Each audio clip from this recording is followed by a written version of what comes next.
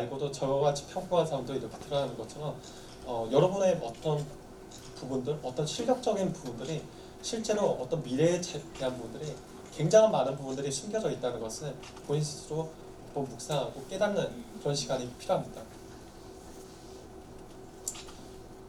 그래서 정리하면은 기회는 바로 나타나는 것이 아니라 아주 먼 곳에서 작게 시작되어진다. 그것을 감지할 수 있어야 된다. 자신에게 몰입하면 할수록 그것을 자신이 끌어당기게 된다. 우리가 추구하는 것은 과거와 현재가 아니기에 미래의 씨앗을 보고 심어야 된다. 같이 읽어볼까요? 미래의 꿈은 보이지 않는 것이 아니라 미래에 다가온다. 그래서 이 부분을 깨달으시고 꿈에 대한 부분들 적용하시면 좋으실 것 같습니다. 세 번째 이제 테이크업인데요. 시간이 되게 빨리 가네요. 네, 빨리 넘어가도록 하겠습니다. 테이크업은 바다에서 일어나는 것입니다. 그래서 바다를 위해서 일어나는 건데 두려움 속에서 일어나는 겁니다. 아까는 파도가 두려움이었죠. 우리가 뚫고 나갈 때는 역경, 두려움 그 부분인데 그것을 넘고 나면은 그 이제 오는 파도는 뭐냐면은 자신에게 기회입니다. 기회를 어떻게 이제 잡고 타느냐 이 부분이 이제 중요한데요. 파도를 일어나는 방법은 이 세 가지입니다. 테이크오프라고 하는데 하나, 둘, 셋 그러면서 이렇게 일어납니다. 근데 이 일어나는 시점이 있습니다. 어떤 구간에서 야 거기 파도니까는 거기 가만히 기다리고 있어. 그게 아니고 파도의 위치와 자기의 오는 파도의 위치에 따라서 계속 옮겨주고 이쪽에서 올까 저쪽에서 올까 아니면 파도 이쪽 올까 이러면서 계속 옮겨줘야 됩니다. 근데 실제로 삶에서도 마찬가지인 것 같아요. 어떤 기회가 오는 게 어떤 자리에 가만히 나는 이 직장에 있으니까는 계속 있으면 성공할 거야. 그런 건 아닌 것 같아요. 그 안에서도 뭔가 내가 이것도 시도해보고 이것도 시도해보고 이것도 해보고 이러면서 옮겨가면서 기회들이 갑자기 탁 걸리기 시작하는 거죠. 파도도 마찬가지로 이 파도를 잡는 것은 어떻게 잡냐면은 감각적으로 잡는 거예요. 근데 감각적으로 그냥 막 이렇게 가다가 운으로 이렇게 잡는 게 아니고 어떤 포인트들이 있어요. 잡히는 포인트.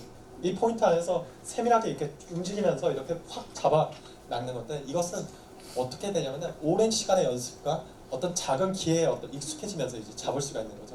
작은 파도 차고 그다음 또 파도를 높여가면서 이 파도는 이 정도, 이 정도, 이 정도, 이 정도이면 잡을 수 있겠다 이러면서 감각적으로 잡게 되는 거죠.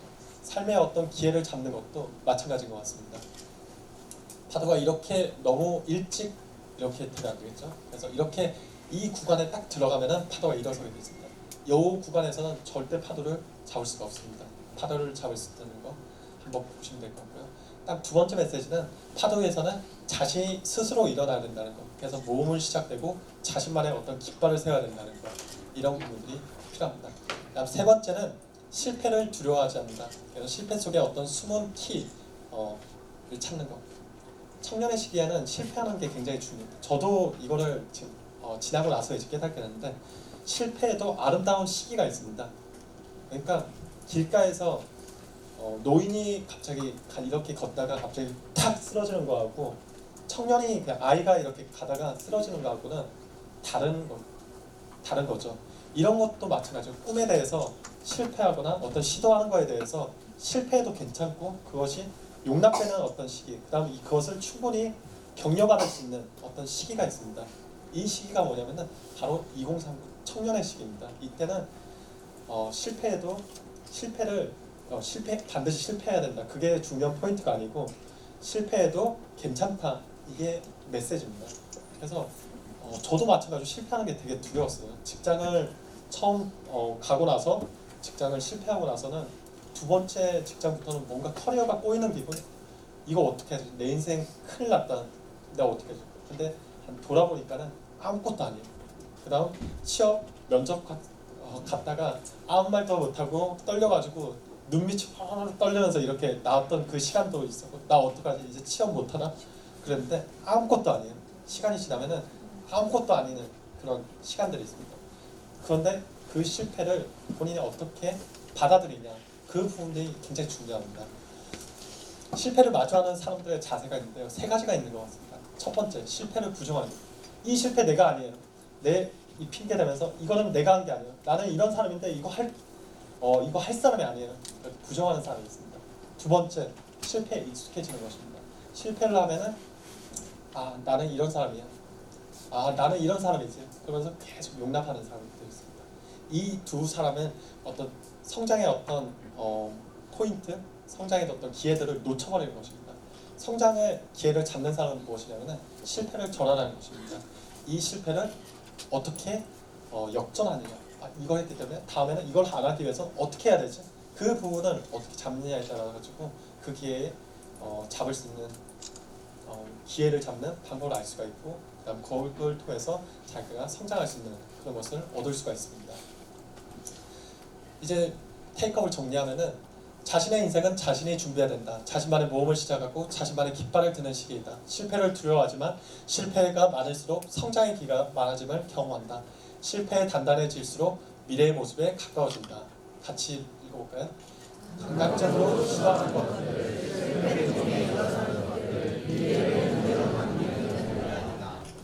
그래서 제가 이거 느끼면서 영감적으로 막 이렇게 오는 건데, 실패를 할수록 자기가 단단해지는 그런 것들이 느껴져요. 그리고 그것들을 할수록 거기에 익숙하게 다가오는 것들. 그래서 제가 이 부분에 이제 강의를 준비하면서 어떤 걸 느꼈었냐면 제 모습이 그냥 떠오르더라고요. 제가 이 앞에 나와서 제가 발표한다는 것이 한 10년 전만 해도 굉장히 어떤 두렵고 그다음 그런 부분이었지만은 앞에 나와서 되게 지적도 많이 받았어요. 야, 이거 뭐 하지 말라, 너 말 뭐 하지 말라, 이런 지적도 받고, 그런 것들이 계속 상처들로 왔지만은 그런 것들을 계속 뭔가 배우고 그다음 계속 시도하고 그랬던 시간들.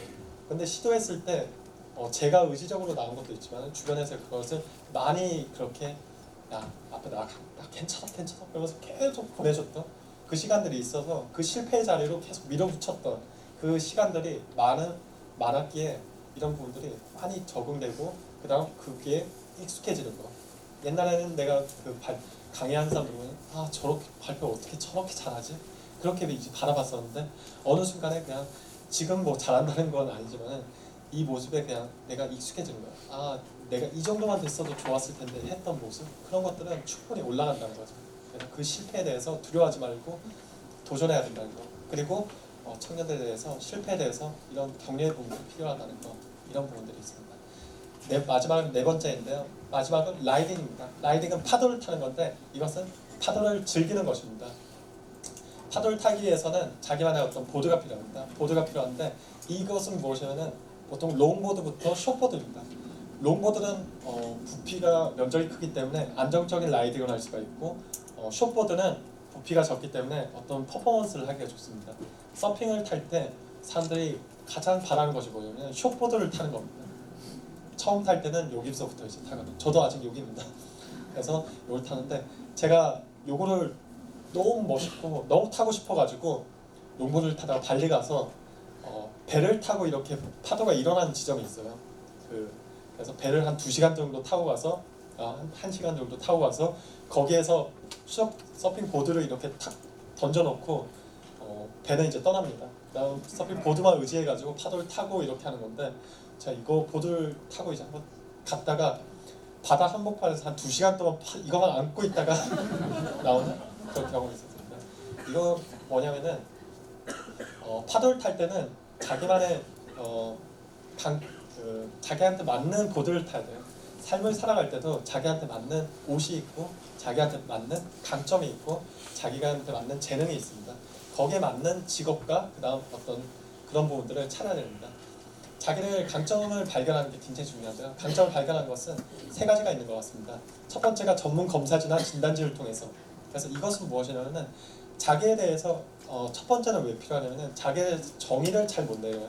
그래서 경험하는 것이 가장 중요한데, 나는 어떤 경험이 있기 때문에 이런 강점이 있더라. 그다음에 이런 건 경험을 통해서 정리하는 것들이 있는데, 그 경험을 해도 자기가 어떤 용어들로 표현이 좀 되면 좋겠는데 느낌은 알겠는데 내가 있다는 게 그 느낌이 표현이 안 돼요. 표현이 안 되는 것을 이런 전문 검사지를 보면은 표현이 잘 돼 있어요. 그래서 이때는 어떤 걸 보냐면은 자기한테 딱 결과지가 나오잖아요. 그러면은 그 결과지도 자기가 아니에요. 그 결과지 속에 보면은 자기한테 맞는 단어들이 있어요. 단어 이거 내 단어다. 이런 키워드들이 있어요. 이런 것들을 계속 모으는 거죠. 모아서 한번 정리를 해주고, 두 번째는 타인을 통해서 자신을 잘 아는 멘토, 친구, 그다음 주변의 지인들을 통해서 맞추는 거죠. 이때 주의할 것은 뭐냐면은 장점만 좀 받아들이는 겁니다. 아마 단점하고 이렇게 있는데 이때는 강점을 발견하는 거기 때문에 장점만 말씀해 주세요.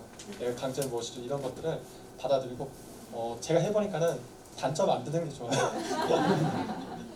마음 상하더라고요. 장점이 다시 수그라드는 그런 효과인데 장점만 한번 말해주세요. 그래서 네 알겠습니다 하고 이게 거만한기보다는 이 포인트는 뭐냐면 강점을 발견하는 거기 때문에 여기만 이제 포인트를 맞춰서 이 두 가지를 모으고 마지막에 자기의 성찰함으로써 위에 두 가지를 가지고 쭉 가는 거죠. 그래서 이때 주의할 것은 자존감 저하시키는 것들, 부정적인 감정들 이런 부분보다는 가능성에 초점을 맞추는 거죠. 그래서 서핑 제가 타면서 라인업에서 참 파도 기다리면서 저에 대해서 생각하면은 이런 것들이 많이 떠오르 정리가 되더라고요. 그런 부분들. 그래서 한번 참고하시면 될 것 같습니다. 그다음 서핑에 재밌는 것이 하나가 있는데요. 서핑에서 방향을 결정해야 되잖아요. 방향을 결정하는데 방향을 결정할 때 이 방향을 결정하는 게 뭐냐면 이 시선이 결정합니다. 그래서 참 신기하죠. 시선을 근데 이 원리들이 있습니다. 시선을 이렇게 옮기면은 골반이 이 어깨가 움직여야죠. 어깨가 움직이면은 골반이 움직이죠. 골반이 움직이면은 이 서보드가 이렇게 쭉 움직이게 되는 그런 원리입니다. 근데 보통 처음 타는 사람들은 어떤 걸 바라보냐면 이렇게 바다를 바라봐요. 야 이거 빠지면 어떡하지 그러는데 이렇게 바다를 바라보면 바로 바다 위로 쭉 빨려 들어가요. 이거는 한번 시도를 해봐도 괜찮습니다. 무조건 빠집니다. 그래서 어디를 봐야 되냐면 사실 이렇게 절벽에 이렇게 선다는 게 무섭잖아요.